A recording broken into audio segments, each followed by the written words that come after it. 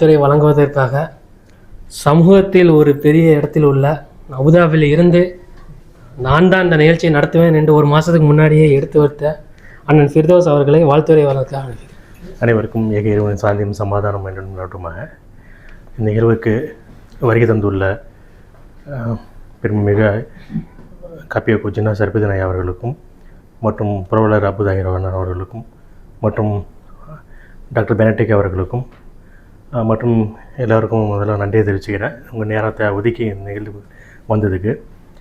இது 4வது வருஷம் கேலக்ஸி பொருளாதார அளவில் முன்னேறி இருக்குன்னு நினைக்கிறேன். லைட்டெல்லாம் பார்க்கும்போது வாழ்த்துக்கள்னா இன்னும் வெறும் வளர்ச்சி அடையணும்னு சொல்லி எல்லாம் உங்களை இறைவனை வேண்டி வணங்கி நன்றி, வணக்கம்.